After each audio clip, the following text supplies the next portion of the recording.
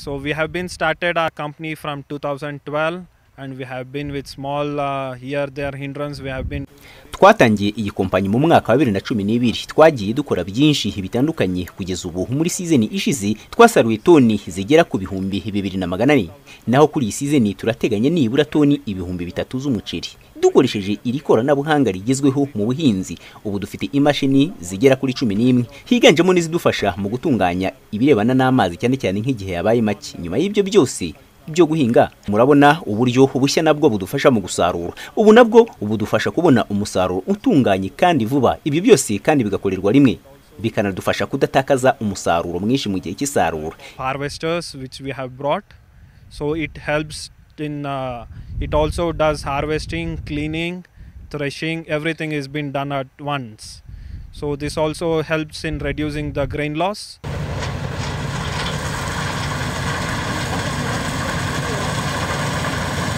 I've been trying to give this all agriculture machineries, tractors, harvesters, everything to. Ibi byose turagerageza kubiha abahinzi bigomba kubafasha gukoresha ikoranabuhanga mu buhinzi. Ibi tumaze kandi kubikora ku buso bwa hegitari 200. Dushaka ko nibura bizakomeza bigatera imbere kugeza no kuri hegitari 1500. More we want to achieve even for 550 hectares also.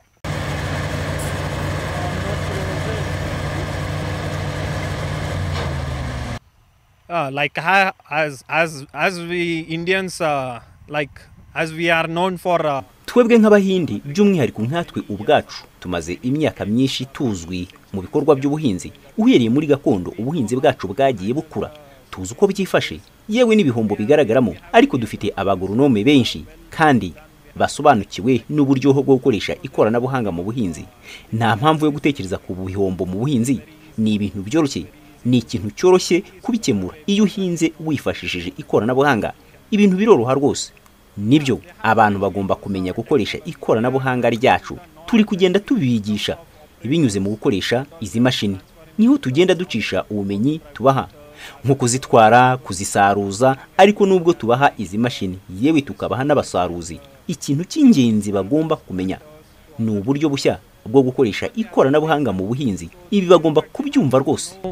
What do you mean by the new method of technology? By using this, what you can save? They have to understand it.